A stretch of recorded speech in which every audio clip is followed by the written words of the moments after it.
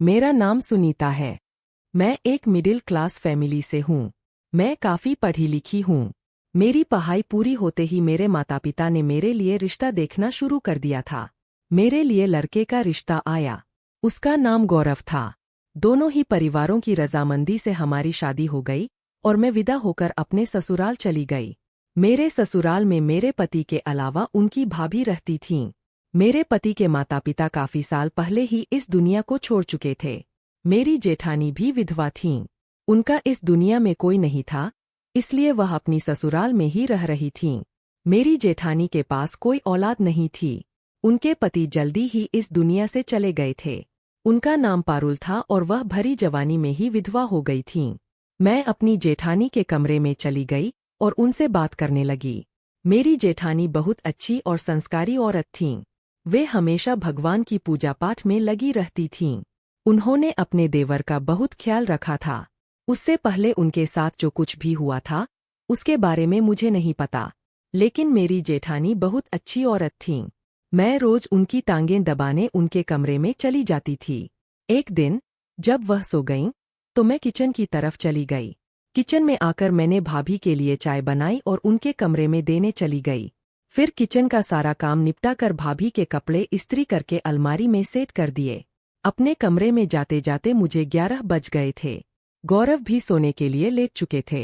अकेले ही मैं घर के सारे काम करती थी, इसलिए काफी व्यस्त रहती थी।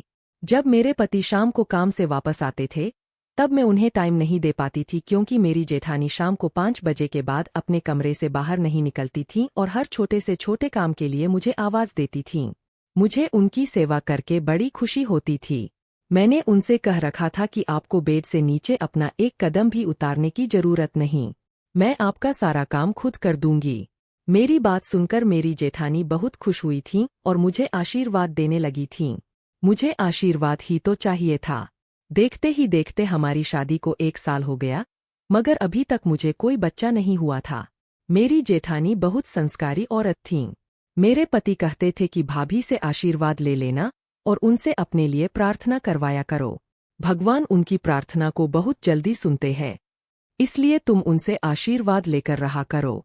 हमारे पड़ोस में भी मेरी जेठानी का बहुत नाम था।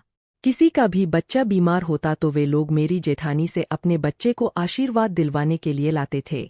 मेरे पति ने भी कह रखा था कि अगर तुम मुझे खुश रखना चाहती हो, तो तुम्हें मेरी भाभी को खुश रखना पड़ेगा और हमेशा उनका ख्याल रखना पड़ेगा। इसलिए मैं बहुत अच्छी तरीके से चल रही थी। मगर इन सब में मेरा और मेरी जेठानी का रिश्ता कुछ मुरझा गया था। फिर एक दिन कुछ ऐसा हुआ जिसने मेरी जिंदगी को हिलाकर रख दिया और मुझे हैरान कर दिया। मुझे इस दुनिया में सबसे ज्यादा किससे नफरत है, यह भी पता चल गया। मैं अपनी जेठानी के रोज रात को पैर दबाया करती थी। एक दिन जब मैं उनकी टांगें दबाकर जा रही थी, तो रात के 11 बज गए थे। मैं कुछ समय से नींद न आने की मरीज बन गई थी, इसलिए नींद की दवाई लेकर सोने लगी थी। मैंने अपनी दवाइयों वाला डब्बा उठाया तो यह देखकर परेशान हो गई कि उसमें मेरी नींद की दवाई नहीं थी। रात का समय था, इसलिए दवाई का बंदोबस्त भी नहीं कर सकती थी। अब मुझे नींद नहीं आ रही थी। मेरे पति भी सो चुके थे। मैंने डरते डरते अपने पति को जगाने की कोशिश की, लेकिन कोई जवाब नहीं आया। शायद वे गहरी नींद में थे, इसलिए उठ नहीं पाए। वे इतनी गहरी नींद में सो रहे थे कि उनके खर्राटे कमरे में गूंज रहे थे। मैं सारे दिन की थकी हुई थी, इसलिए लेट गई। सोचा शायद थकान की वजह से बिना दवाई के ही नींद आ जाए, मगर यह मेरी गलतफहमी थी। रात के 3 बज चुके थे। लेटे लेटे मेरी कमर दुखने लगी थी, लेकिन मुझे नींद नहीं आ रही थी, इसलिए तंग आकर उठकर बैठ गई। बोर हो रही थी, इसलिए मेरे दिमाग में ख्याल आया कि भाभी के कमरे में जाकर उनके पास बैठ जाऊं। मेरी जेठानी कहती थीं कि मैं तो सारी रात जागती रहती हूँ, मुझे नींद कम ही आती है। मैंने सोचा चलो उनके पास ही जाकर कमरे में अपना टाइम पास कर लेती हूँ। मेरी जेठानी के कमरे में एक मंदिर बना हुआ था। वे भगवान के आगे बैठकर हमेशा पूजा पाठ करती रहती थीं। मैं अपने कमरे से निकलकर जैसे ही उनकी तरफ बढ़ी, तो मर्दों के बोलने की आवाजें सुनाई देने लगीं। अचानक मेरे कदम रुक गए। यह कैसे हो सकता था कि उनकी कमरे से किसी मर्द की आवाज आ रही थी। लगा कि यह मेरा वहम हो सकता है, इसलिए थोड़ा और आगे बढ़ी। तभी उस मर्द ने जेठानी का नाम लिया। वह पारुल पुकार रहा था। अब तो पक्का यकीन हो गया कि आवाज उनकी कमरे से ही आ रही है। अजीब सी खुशी हुई, न जाने क्यों, मगर दिल को अचानक से सुकून आ गया। मैं उल्टे पैरों से अपने कमरे में वापस आ गई और गौरव को उठाने लगी। अचानक वह भी बौखलाकर उठ गए। मैंने कहा, जल्दी उठो, भाभी के कमरे से किसी मर्द की आवाज आ रही है। उनके कमरे में कोई मर्द आया हुआ है। उन्होंने अपने किसी आशिक को घर बुलाया होगा। रात के इस समय किसी आदमी का आना क्या मतलब हो सकता था।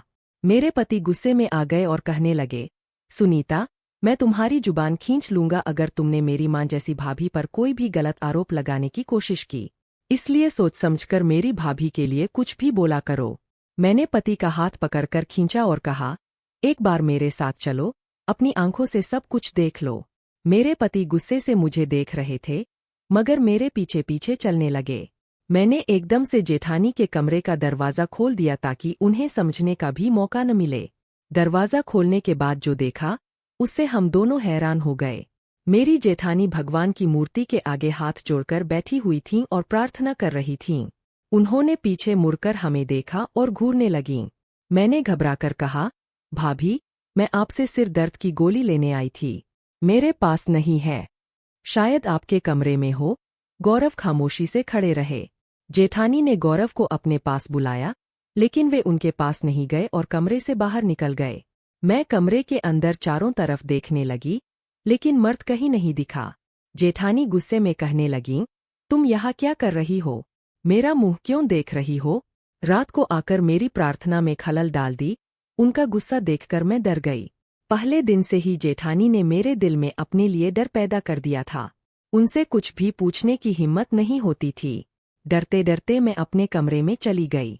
जैसे ही कमरे के अंदर दाखिल हुई, गौरव ने मेरे मुंह पर जोरदार थप्पड़ मारा। वह कहने लगे, जी तो चाहता है कि मैं तुम्हें अभी और इसी वक्त इस घर से निकाल दूं। मैंने शादी की पहली रात ही कहा था कि तुम्हें मेरी भाभी का ख्याल रखना है और कभी भी उनकी खिलाफत में कोई उल्टी सीधी बात ना सुनूं। अगर ऐसा हुआ तो मैं तुम्हें नहीं छोड़ूंगा। लेकिन मैं तुम्हें एक आखिरी मौका देता हूं, क्योंकि तुम मेरी भाभी की पसंद हो। आज के बाद अगर तुमने कुछ भी गलत कहा तो तुम्हें तलाक देकर इस घर से निकाल दूंगा और मुझे इसका कोई अफसोस नहीं होगा।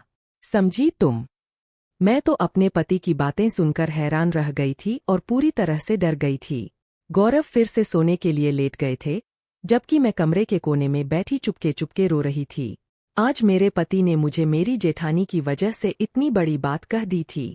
अगर मुझसे गलती हुई थी तो वह मुझे डांट सकते थे, लेकिन उन्होंने गुस्से में इतनी बड़ी बात कह दी कि मुझे अपनी जेठानी पर बहुत गुस्सा आने लगा था। अब मुझे उनसे नफरत हो रही थी। मेरी शादीशुदा जिंदगी बस उनके इर्दगिर्द ही घूमती आई थी। गौरव का रिश्ता मेरी जेठानी ही लेकर आई थी। मेरी जेठानी हमेशा बड़ा सा घूंघट करती थी, बहुत ही धीमी आवाज में बात करने वाली और नरम मिजाज की औरत थी। मेरी फैमिली को बहुत पसंद आई थी। मेरी फैमिली को लगता था कि मेरी जेठानी कितने अच्छे संस्कार वाली है, तो उनके देवर भी अच्छे होंगे। यही सब देखते हुए मेरी फैमिली ने मेरी शादी यहाँ तय कर दी थी। मेरी फैमिली का कहना था कि तुम्हारी ससुराल में सास ससुर नहीं है, बस एक जेठानी है, वह भी इतनी अच्छी और संस्कारी औरत है। सारा दिन भगवान की प्रार्थना में लगी रहती है। तुम अपनी जेठानी को बेड पर बैठाकर खिलाओगी तो भी कम होगा। बहुत अच्छी औरत है, उसे कभी तकलीफ मत देना, हमेशा इज्जत करना।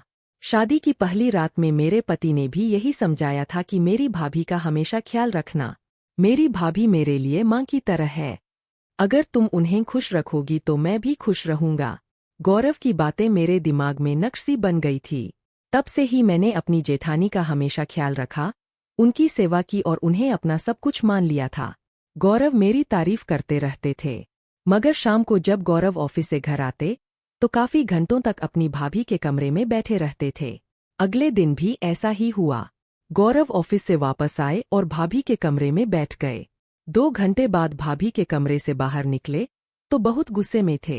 बात बात में मुझे गुस्सा दिखा रहे थे। मैंने उनसे वजह पूछी तो बोले, शायद तुम वो बातें भूल गई हो जो मैंने शादी की पहली रात कही थी।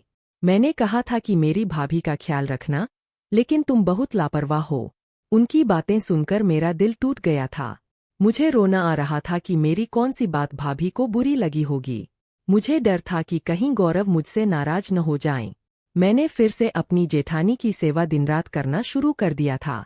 भगवान की कृपा से मेरे पति फिर से इम्प्रेस हो गए थे और सब कुछ नॉर्मल हो गया था। एक दिन मैंने अपने पति से कहा कि मुझे बाहर डिनर के लिए ले चलो। शादी के बाद से हम कहीं बाहर नहीं गए थे। हमारी शादी को अब 1.5 साल हो चुका था। हम दोनों अपनी जिंदगी में बहुत खुश थे। जब शाम को गौरव ऑफिस से घर आए तो मैं तैयार होकर उनका इंतजार कर रही थी। मैंने ब्लैक कलर की साड़ी पहनी थी और उसमें बहुत स्मार्ट लग रही थी। गौरव आए, फ्रेश हुए और फिर हम दोनों डिनर के लिए चले गए। गौरव ने मुझे शहर के सबसे बड़े रेस्टोरेंट में खाना खिलाने के लिए ले गए। वहाँ बहुत अच्छा लग रहा था। हमने खूब इंजॉय किया। घर लौटते हुए 11 बज गए थे। जैसे ही घर के अंदर दाखिल हुए तो देखा कि पारुल भाभी आंगन में बैठी हुई थीं। उनके दोनों हाथों में उनके पति की फोटो थी और वह जोर जोर से रो रही थीं। गौरव ने उनके पैर पकड़कर माफी मांगी। तब कहीं जाकर उनका गुस्सा कुछ कम हुआ।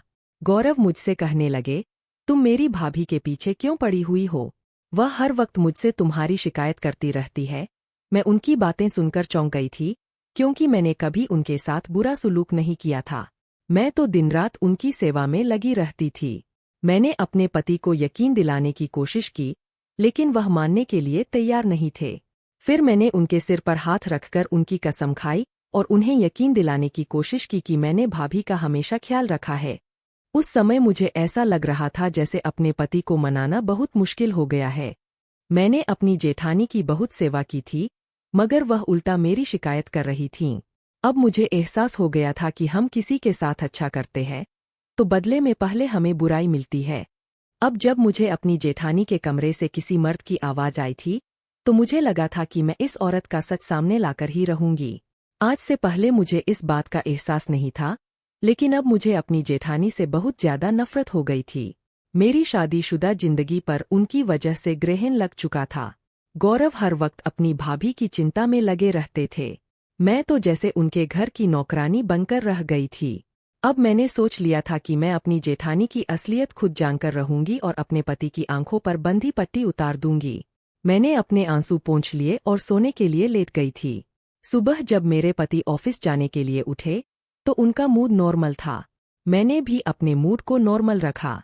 रोज की तरह मैं अपने कामों में बिजी हो गई थी।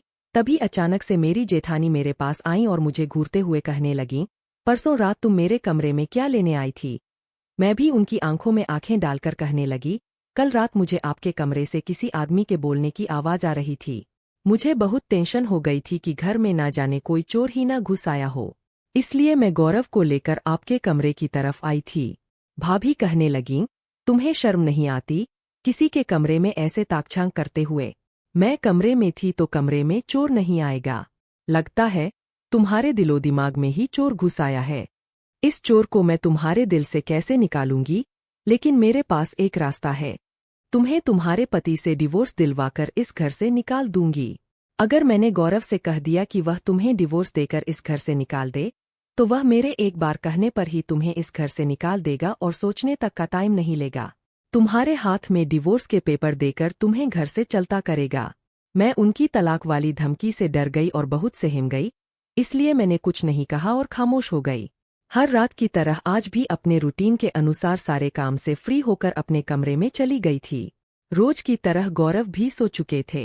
मैं भी लेट गई थी, जबकि मेरे कान अभी भी बाहर की तरफ ही लगे हुए थे। मैं हर आहट पर चौंक जाती थी। फिर जब रात के 2 बज गए तो मैं बड़ी हिम्मत करके चुपके चुपके दबे पाँव उठकर अपने कमरे से बाहर निकल आई थी कि कहीं मेरे पति को ना पता चल जाए कि मैं अपनी जेठानी के कमरे की तरफ जा रही हूँ, वरना वह मुझसे अब की बार पहले से भी और ज्यादा नाराज हो जाते। मैं धीरे धीरे अपनी जेठानी के कमरे की तरफ चली गई थी। मैंने अपने कानों को खिड़की से लगा दिया था। भाभी किसी से बातें कर रही थी और कह रही थीं, मैं बड़ी मुश्किल से अपने दिन गुजार रही हूँ। मुझे हमेशा से इंतजार होता है कि कब रात होगी और कब तुमसे मेरी मुलाकात होगी। फिर किसी आदमी की आवाज मेरे कानों में आने लगी। वह कह रहा था, पारुल, मेरा भी यही हाल होता है। काश हम दोनों एक साथ रह सकते। इतना सुनकर मैं अपने कमरे में वापस लौट गई थी, क्योंकि मेरा शक अब दूर हो चुका था। मेरी जेठानी का चाल चलन बहुत खराब था। वह कोई संस्कारी औरत नहीं थी, बल्कि वह तो संस्कार के नाम पर ड्रामा कर रही थी। अब मैं अपनी जेठानी का असली चेहरा अपने पति को दिखाना चाहती थी, मगर यह काम दुनिया का सबसे मुश्किल काम लग रहा था, क्योंकि वह अपनी भाभी पर आंख मूंद कर विश्वास करते थे। वह तो अपनी भाभी को अपनी मां समझते थे और मानते थे कि उनकी उम्र निकल गई है, इसलिए वह कोई भी गलत काम नहीं कर सकती। जब सुबह हुई तो गौरव के चेहरे पर अभी भी 12 ही बजे हुए थे। उनका मूड मेरी तरफ से ज्यादा अच्छा नहीं था। वह बात बात पर गुस्सा दिखा रहे थे। मैंने उनको मनाने की बहुत कोशिश की, तब जाकर कहीं वह मान गए थे, मगर शिकवा करना नहीं भूले थे। जब मैंने उनको मनाया और सॉरी बोला तो वह मेरे कहने पर मान तो गए थे, लेकिन कहने लगे कि अगर आज के बाद तुमने मेरी भाभी के बारे में कोई भी गलत शब्द का इस्तेमाल किया तो मैं बर्दाश्त नहीं कर पाऊंगा। उससे मैं ऐसे ही तुम्हें तलाक दे दूंगा और घर से भी निकाल दूंगा। फिर हम दोनों के हाथ में पछतावे के सिवा कुछ भी नहीं बचेगा। तुम समझती क्यों नहीं हो? उनकी बात सुनकर मैं परेशान हो गई थी, लेकिन मैंने उनका ध्यान दूसरी बातों में लगा दिया। मैंने गौरव को थोड़ा मस्का लगाया और उनसे कहने लगी, गौरव, आज हम कहीं घूमने चलेंगे और वैसे भी हमने डॉक्टर से आज अपॉइंटमेंट लिया हुआ है। आज मुझे डॉक्टर के पास चेकअप के लिए जाना है। मेरी शादी को 1.5 साल हो गया था, लेकिन अभी तक मेरे पास कोई औलाद नहीं थी, इसलिए मैं अपने ट्रीटमेंट शुरू करवाने वाली थी और कुछ ही दिन पहले डॉक्टर ने मेरे टेस्ट भी करवाए थे। उसकी भी रिपोर्ट आज मिलने वाली थी।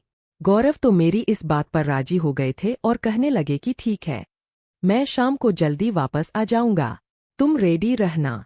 मैं शाम को अच्छे से तैयार होकर बैठ गई थी और अपने पति के आने का इंतजार कर रही थी। जैसे ही गौरव घर में आए तो हम डॉक्टर के पास जाने के लिए घर से निकल गए थे। डॉक्टर ने हम दोनों को बड़े गौर से देखा और कहने लगे, आप लोग बच्चे की खातिर इलाज क्यों करवा रहे हो, जब आप दोनों अलग ही चाहते नहीं हो? मैंने डॉक्टर की तरफ बड़ी हैरानी से देखकर पूछा, डॉक्टर, आप क्या कहना चाहते हो? डॉक्टर कहने लगे, आप दोनों की रिपोर्ट से पता चलता है कि आप दोनों ही प्रेगनेंसी नहीं रोकना चाहते, इसलिए आप किसी दवाई का इस्तेमाल कर रहे हो। आखिर यह कैसे हो सकता था? मैं तो यह सुनकर हैरान रह गई थी। हम दोनों के सर पर तो आसमान टूट पड़ा था। मैंने अपने पति की तरफ शक की निगाहों से देखा, जबकि वह भी मुझ पर शक किए बैठे हुए थे। उसके बाद हम दोनों घर वापस आने के लिए निकल गए। सारे रास्ते हम दोनों ने एक दूसरे से कोई बात नहीं की। हम उसी से घर की तरफ आने लगे। फिर जैसे ही हम अपनी गली में आए तो गौरव की बाइक का पेट्रोल खत्म हो गया था। गौरव अब और भी ज्यादा गुस्से में आ गए थे। हम दोनों अब पैदल ही घर की तरफ चल पड़े थे। मैंने देखा कि घर का दरवाजा तो खुला ही हुआ था, अंदर से कोई लॉक नहीं लगा हुआ था। हम दोनों जब घर के अंदर चले गए तो भाभी के कमरे से उनके बोलने की आवाज आ रही थी। तभी हम दोनों आंगन में ही रुक गए और उनकी आवाज सुनने की कोशिश करने लगे। भाभी कह रही थी, जल्दी कर, मैं अपना सामान पैक कर चुकी हूँ, आज मैं घर को हमेशा हमेशा के लिए छोड़कर चली जाऊंगी। फिर किसी मर्द की आवाज आई। वह कह रहा था, हाँ पारुल, इससे पहले कि तुम्हारा देवर और देवरानी वापस लौट आए, हम यहाँ से निकल जाते हैं। मेरे पति भी यह सारी बातें सुन रहे थे। उनकी आंखों में तो खून उतर आया था। तभी उन्होंने जोर से भाभी के कमरे का दरवाजा खोल दिया। जैसे ही हमने कमरे के अंदर देखा तो भाभी के साथ साथ एक आदमी भी खड़ा हुआ था। मैं भी गौरव के साथ ही भाभी के कमरे में चली गई थी। गौरव ने उस आदमी का गिरेबान पकड़ लिया और उसको बुरी तरह से पीटना शुरू कर दिया। थप्पड़ ही थप्पड़ मारने लगे और उसको मार मार कर उसकी हालत खराब कर दी, जबकि भाभी उस आदमी को बचाने की हर तरह से कोशिश कर रही थीं। फिर वह कहने लगीं, गौरव, एक बार मेरी बात तो सुन लो। गौरव, भगवान के लिए प्लीज एक बार मेरी बात सुन लो, इसको छोड़ दो, यह बेकसूर है। तभी गौरव ने आगे बढ़कर अपनी मां जैसी भाभी के मुंह पर भी थप्पड़ मार दिया। यह देखकर मुझे बहुत खुशी हुई थी, क्योंकि वह औरत हमें इतने दिनों से बेवकूफ बना रही थी। वह आप ही सोफे पर जा गिरी और भाभी भी बुरी तरह से रोने लगीं। मैं एकदम से घबरा गई थी कि आखिर आज मेरे पति ने अपनी भाभी पर कैसे हाथ उठा लिया। एकदम से भाभी मेरे पास आईं और मेरे सामने हाथ जोड़कर कहने लगीं, सुनीता, तुम ही गौरव को समझाओ, भगवान के लिए एक बार मेरी बात तो सुन ले, मुझे एक बार बोलने का मौका तो दे दे। मुझे भी भाभी पर बहुत गुस्सा आ रहा था। मन तो कर रहा था कि मैं भी उन्हें धक्का दे दूं और इस घर से निकाल दूं, लेकिन भगवान के नाम पर मैंने उनकी बात सुनने का फैसला कर लिया था। मैंने भी गौरव को रोक दिया था और वह आदमी सोफे पर बैठ गया था। वह काफी जख्मी हालत में हो गया था क्योंकि मेरे पति ने उसे बहुत बुरी तरह से मारा था। मैंने भाभी से कहा, कहो, आप क्या कहना चाहती हो? और गौरव से कहने लगी, एक बार भाभी की बात सुन लो। भाभी ने बताया कि उनका अफेयर 3 साल से इस आदमी के साथ चल रहा है। जब उनके पति की मौत हो गई थी, उसके बाद से ही इस आदमी ने उनको प्रपोज किया था। भाभी ने बताया कि इसका नाम विपुल है और यह मुझे शादी से पहले से ही पसंद करता था। जब इसे पता चला कि तुम्हारे भैया की मौत हो चुकी है, तब से यह मुझे और भी ज्यादा पसंद करने लगा था और मुझसे दोबारा शादी करना चाहता था। विपुल की बहन मेरे भाई की पत्नी है और अपनी शादी से पहले मैंने विपुल की बहन को बहुत ज्यादा तंग किया था। मेरा भाई, जो मेरी भाभी का छोटा भाई है, मेरे भड़काने पर अपनी पत्नी को बुरी तरह से पीटता था। मेरी भाभी हर तरह से बहुत अच्छी, समझदार और सुलझी हुई लड़की थी, इसलिए मैंने उसका रिश्ता अपने भाई से तय कर दिया था। पारुल भाभी रो रो कर अपनी कहानी सुना रही थीं। उन्होंने बताया, मेरे मायके में सिर्फ मेरे भैया और भाभी ही रहते थे। मेरे माता पिता तो मुझे बचपन में ही छोड़कर चले गए थे। मेरा एक छोटा भाई था जो मुझे बहुत प्यार करता था, लेकिन जब से उसका चक्कर विपुल की बहन से चल गया, तब से वह मुझ पर ध्यान देना भूल गया। उसी समय से मुझे अपनी भाभी, यानी विपुल की बहन, से नफरत हो गई थी। इसलिए मैंने उसे परेशान करना शुरू कर दिया और उसकी छोटी छोटी शिकायतें अपने भाई से लगाती रहती थी। मेरा भाई मेरे कहने पर बहुत चलता था, इसलिए मैंने अपनी भाभी को अपने भाई से तलाक दिलवाकर अपने मायके के घर से निकलवा दिया। इसके बाद मेरी शादी हो गई और मेरा इरादा था कि मैं घर पर अकेली राज करना चाहती थी, लेकिन मेरे भाग्य में ऐसा मुमकिन नहीं था। मेरे पति शादी के 8 महीने बाद ही मुझे छोड़कर चले गए। इसके बाद मैंने सोचा कि मैं घर को छोड़कर कभी नहीं जाऊंगी और घर पर अकेली ही राज करना चाहती थी, लेकिन लोगों का कहना था कि मुझे अपने देवर की शादी करानी चाहिए। इसलिए दुनिया वालों की बातों में आकर मैंने अपने देवर के लिए रिश्ता देखना शुरू कर दिया और फिर तुम इस घर में आ गईं। मैं हमेशा ही गौरव से तुम्हारी शिकायत करती थी कि वह तुम्हारे नखरे न उठाया करे और कहती थी कि तुम मेरे साथ उसके ऑफिस जाने के बाद बहुत बुरा सुलूक करती हो। मैं घर में अपना हक जमाने के लिए तुम्हें नीचा दिखाना चाहती थी। विपुल ने मुझे बताया कि जब से उसकी बहन की शादी हुई थी, तब से ही वह मुझे पसंद करता था और मुझसे शादी भी करना चाहता था, लेकिन उसने कभी मुझसे अपनी मोहब्बत का इजहार नहीं किया था। जब उसे पता चल गया कि मेरा पति मर चुका है, तब उसने मुझसे मिलना जुलना शुरू कर दिया। मेरी भाभी, यानी विपुल की बहन, तलाक लेकर मेरे भाई से जा चुकी थी। मेरे भाई ने उसे मेरे कहने पर निकाल दिया था और मेरी शादी यहाँ हो गई थी। उसके बाद मेरा पति मर गया और तुम घर में आ गईं। बाद में मुझे विपुल की मोहब्बत का एहसास हुआ और मुझे यह भी समझ में आया कि मुझे उसकी बहन के साथ ऐसा नहीं करना चाहिए था। अगर मुझे पहले पता होता कि वह मुझसे मोहब्बत करता है, तो मैं उसकी बहन के साथ कभी बुरा नहीं करती और खुशी खुशी विपुल के साथ अपना घर बसा लेती। लेकिन जब मुझे बाद में पता चला कि विपुल मुझसे मोहब्बत करता है, तो मैं कंफ्यूज हो गई थी कि क्या किया जाए, क्योंकि मैं नहीं चाहती थी कि मेरी सच्चाई कभी भी गौरव के सामने आए। गौरव मुझे बहुत इज्जत देता था और मेरा बहुत कहना मानता था, इसलिए मैंने यहाँ भी वही तरीका अपनाया जो मैंने अपने भैया भाभी के साथ अपनाया था। मैंने तुम्हें निकालने की हर जतन की ताकि तुम तंग आकर इस घर से खुद ही निकल जाओ, लेकिन तुम बहुत धीर निकलीं। मेरा घर मेरी ही गलती की वजह से बिखर गया था। जब से गौरव ने तुमसे शादी की थी, तभी से मेरे दिल में गौरव के लिए नफरत बढ़ चुकी थी। मैं इस घर में अपना राज जमाना चाहती थी, लेकिन गौरव तुमसे इतना ज्यादा प्यार करता था कि मुझे अपनी इज्जत कम होती हुई नजर आने लगी।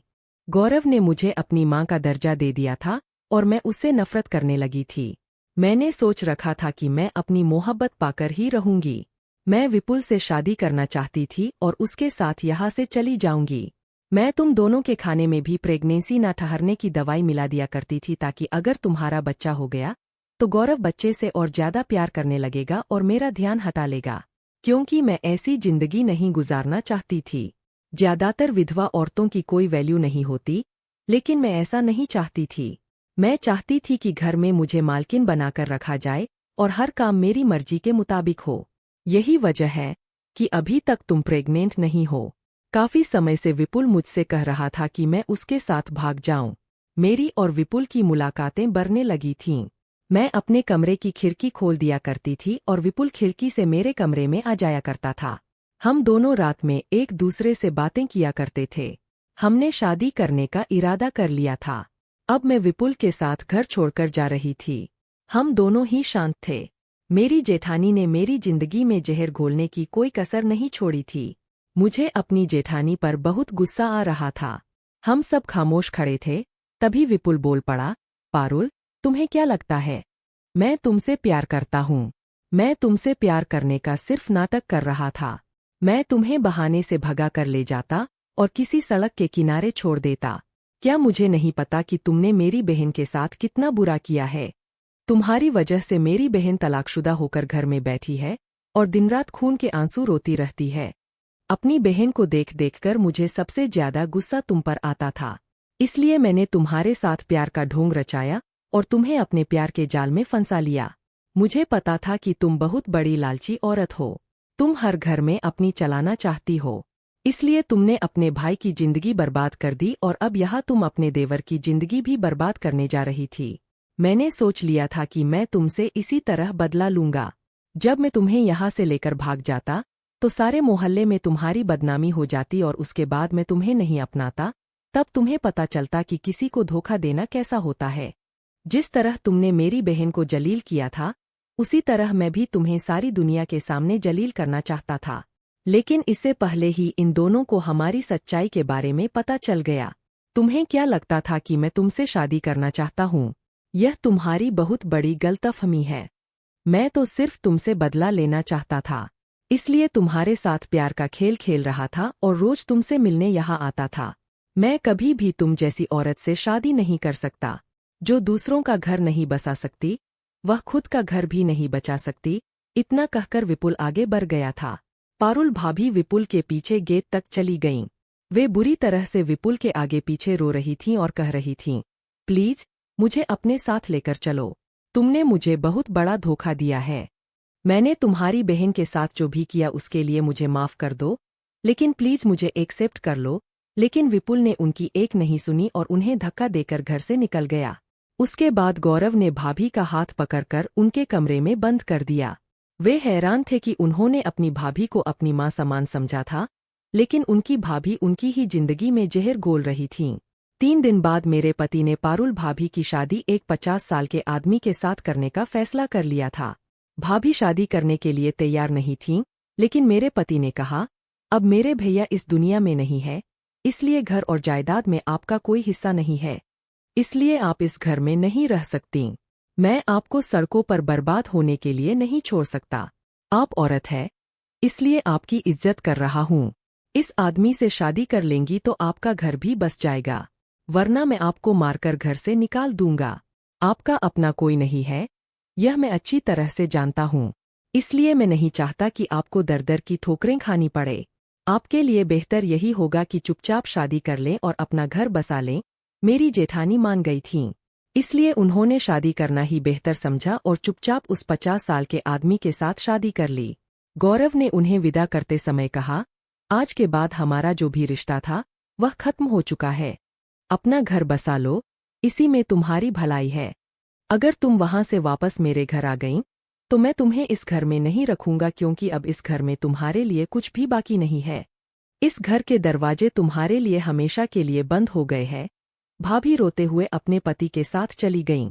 भाभी के जाने के बाद मेरे पति ने मुझसे हाथ जोड़कर माफी मांगी। मैंने अपने पति को माफ कर दिया। अब मैं अपने पति के साथ बहुत खुश हूँ। कुछ समय बाद ही मैंने प्यारी सी बेटी को जन्म दिया। भाभी से हमारे सारे रिश्ते नाते खत्म हो गए। अब मैं अपने ससुराल में बहुत हंसी खुशी रह रही हूँ। मेरी सारी जिंदगी खुशियों से भर गई है। मेरे पति मुझसे बहुत प्यार करते हैं। इंसान जैसा करता है वैसा ही अपनी जिंदगी में भुगतता भी है। ऐसा ही कुछ मेरी जेठानी ने भी किया था। विपुल उनसे सिर्फ बदला ले रहा था और उसका बदला पूरा होते ही उसने भाभी को छोड़ दिया था। अब शायद भाभी अपनी जिंदगी में खुश है, लेकिन उन्होंने जो कुछ भी किया वह बहुत गलत था। दोस्तों, मुझे उम्मीद है कि आपको हमारी कहानी पसंद आई होगी। अगर कहानी पसंद आई है तो वीडियो को लाइक करें, चैनल को सब्सक्राइब करें और नोटिफिकेशन बेल को जरूर दबाएं ताकि अगली अपडेट सबसे पहले आपको मिले।